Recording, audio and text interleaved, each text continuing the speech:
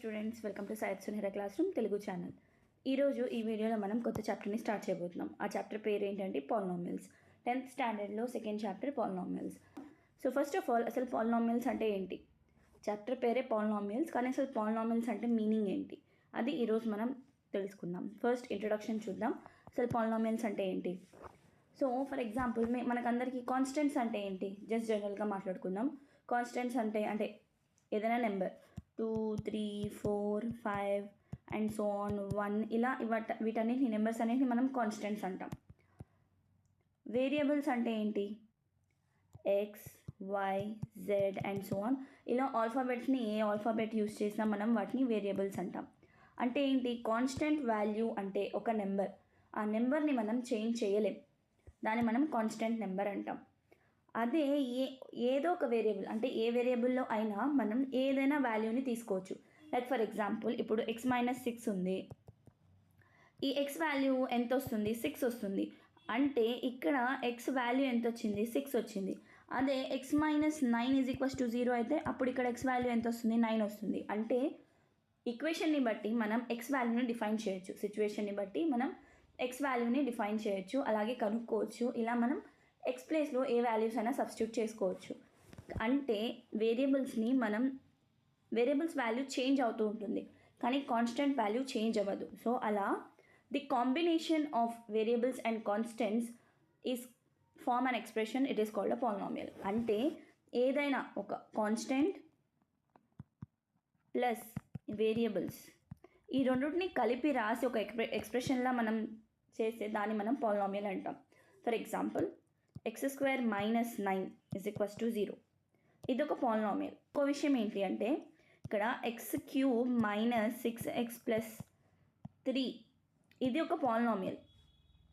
అదే ఇక్కడ =0 పెడితే ఇది ఈక్వేషన్ అవుతుంది. అంటే ఏదైనా ఒక ఎక్స్ప్రెషన్, ఏదైనా ఒక పాలినామియల్ని మనం =0లా రాస్తే అది ఈక్వేషన్ అవుతుంది, లేదంటే అది జస్ట్ ఎక్స్ప్రెషన్ అవుతుంది. అంటే జస్ట్ ఇలా రాస్తే మనం పాలినామియల్ అంటారు. అదే =0 రాస్తే దాన్ని మనం ఈక్వేషన్ అంటాం. Let's say for example, so ఇలా మనం పాలినామియల్ని రాస్తాం. ఇంకా పాలినామియల్ ఎగ్జాంపుల్స్ చూడాలి అంటే x² - 9, x + 9, x - 2, x³ - 6x = 0.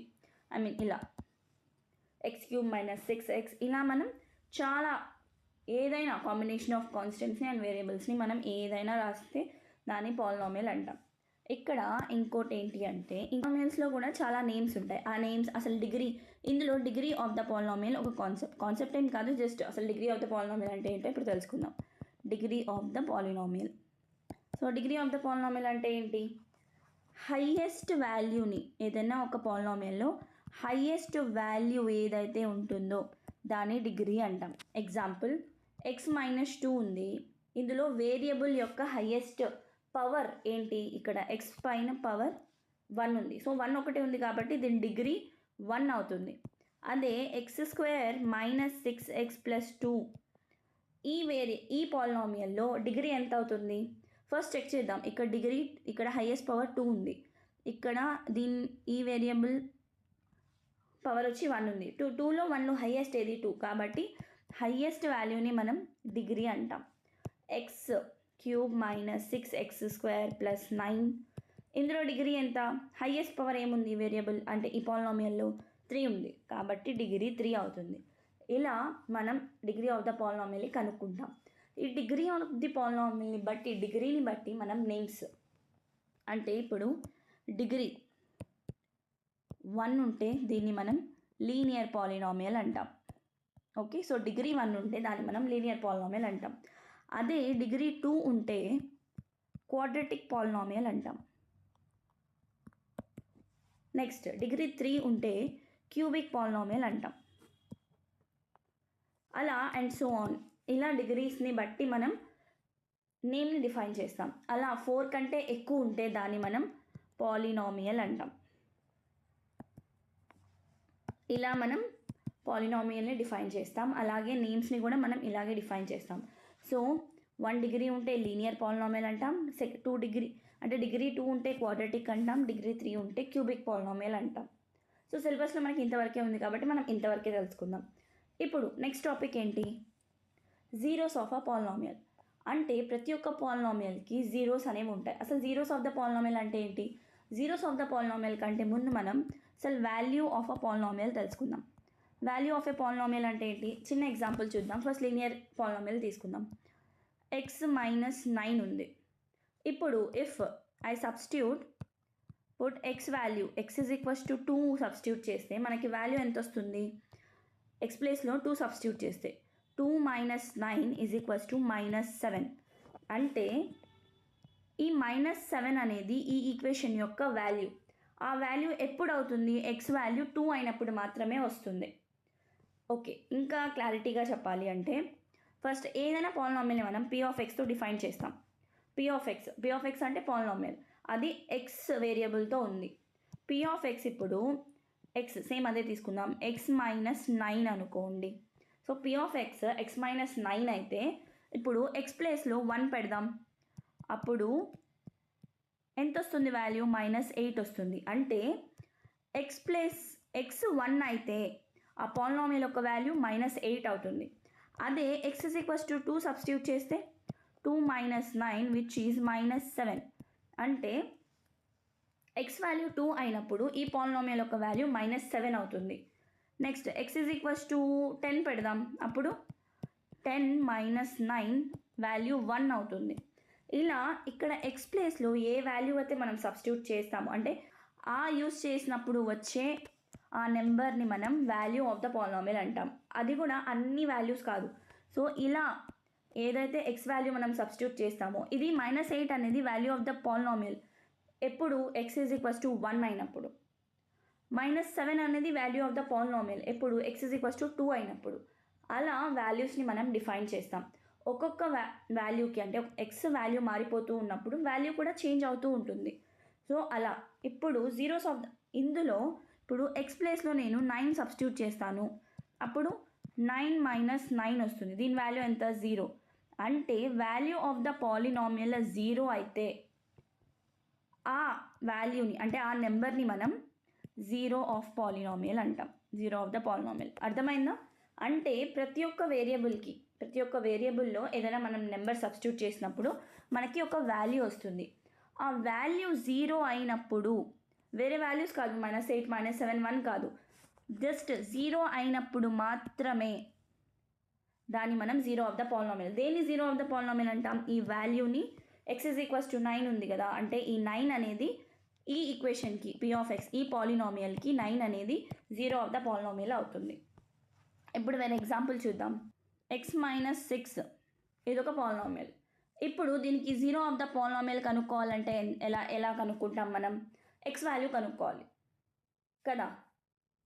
So x minus 6కి జీరో ఆఫ్ ద పాలినామియల్ ఏదవుతుంది, x ప్లేస్లో నేను 6 సబ్స్టిట్యూట్ చేస్తే ఎంత వస్తుంది, 6 మైనస్ 6 ఈజ్ ఈక్వల్స్ టు 0. 0 వచ్చింది కాబట్టి దీన్ని మనం 6 అనేది జీరో ఆఫ్ ద పాలినామియల్ అవుతుంది. దేనికి, ఈ పాలినామియల్కి 6 అనేది జీరో ఆఫ్ ద పాలినామియల్ అవుతుంది. అంటే జీరోస్ ఆఫ్ ద పాలినామియల్ అంటే ఏంటి, ఏదైనా వాల్యూ మనం ఒక పాలినామియల్లో సబ్స్టిట్యూట్ చేసినప్పుడు మనకి వాల్యూ 0 వస్తే దాన్ని మనం జీరో ఆఫ్ ద పాలినామియల్ అంటాం. ఇప్పుడు మనం అర్థం చేసుకోవాల్సిన విషయం ఏంటి అంటే మనకి జీరో ఆఫ్ ద పాలినామియల్ ఎలా వస్తుంది, జీరో ఆఫ్ ద పాలినామియల్ ఎలా వస్తుంది అంటే p(x) is equals to x ప్లేస్లో ఏదైనా వాల్యూ p(x) వాల్యూ మనకి 0 వచ్చినప్పుడు, అంటే x ప్లేస్లో ఏదైనా వాల్యూ పెట్టినప్పుడు మనకి p(x) వాల్యూ 0 వచ్చినప్పుడు అది జీరో ఆఫ్ ద పాలినామియల్ అవుతుంది. ఇక్కడ వరకు బాగా అర్థమైంది. కానీ మనకి x వాల్యూ అదే అని ఎలా తెలుస్తుంది, అది కదా మనకి ఇంపార్టెంట్. సో ఇప్పుడు జీరో ఆఫ్ ద పాలినామియల్ కనుక్కోమన్నారు. అప్పుడు ఆ జీరో ఆఫ్ ద పాలినామియల్ అదే అని మనకి ఎలా తెలుస్తుంది అంటే ఇచ్చిన పాలినామియల్ని p(x) ఈజ్ ఈక్వల్స్ టు 0కి ఈక్వల్ చేసుకుంటే ఇప్పుడు p(x) ప్లేస్లో ఆ పాలినామియల్ని మనం రాస్తాం. x minus 6 is equals to 0. x value కనుక్కుంటాం. x వాల్యూ ఎంత, 6. సో x వాల్యూ ఏదైతే ఉంటుందో అది జీరో ఆఫ్ ద పాలినామియల్ అవుతుంది. అర్థమైందా? సరే, వేరే వాల్యూ తీసుకుందాం. ఏం తీసుకుందాం, x² మైనస్ 6x ప్లస్ 9 తీసుకుందాం ఈజ్ ఈక్వల్స్ టు 0. ఇది ఒక క్వాడ్రాటిక్ పాలినామియల్ కదా. ఈ క్వాడ్రాటిక్ పాలినామియల్లో మనం జీరోస్ ఆఫ్ ద పాలినామియల్ కనుక్కోవాలంటే ఏం చేస్తాం, ఫస్ట్ మనం ఎక్స్ వాల్యూస్ కనుక్కోవాలి. ఎక్స్ వాల్యూస్ ఎలా కనుక్కుంటాం? మనకు ఆల్రెడీ తెలుసు క్వాడ్రాటిక్ పాలినామియల్లో మనం క్వాడ్రాటిక్ ఈక్వేషన్ ఏదైనా తీసుకొని మనం ఎక్స్ వాల్యూ కనుక్కోవాలి అంటే మనం ఫ్యాక్టరైజేషన్ ద్వారా కనుక్కుంటాం. మనం ఆల్రెడీ 9th క్లాస్లో ఫ్యాక్టరైజేషన్ ఎలా చేస్తామని తెలుసుకున్నాం. జస్ట్ రీక్యాప్ లాగా నేను ఫస్ట్ ఎక్స్ప్లెయిన్ చేస్తాను. సో ఇప్పుడు ఇది ఒక క్వాడ్రాటిక్ ఈక్వేషన్ ఉంది. ఇందులో నేను ఎక్స్ వాల్యూస్ కనుక్కోవాలి. ఎక్స్ వాల్యూసే కదా మనం జీరోస్ ఆఫ్ ద పాలినామియల్ అంటాం. ఎక్స్ వాల్యూస్ని మనం డైరెక్ట్గా సబ్స్టిట్యూట్ చేస్తే అప్పుడు అది పాలినామియల్ 0 అవుతుంది. దాన్నే కదా జీరోస్ ఆఫ్ ద పాలినామియల్ అంటాం.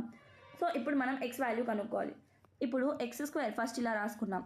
ఈ మిడిల్ టర్మ్ని 2 టర్మ్స్లా స్ప్లిట్ చేసుకోవాలి. ఎలా స్ప్లిట్ చేసుకోవాలి అంటే ఆ రెండింటిని మల్టిప్లై చేసినప్పుడు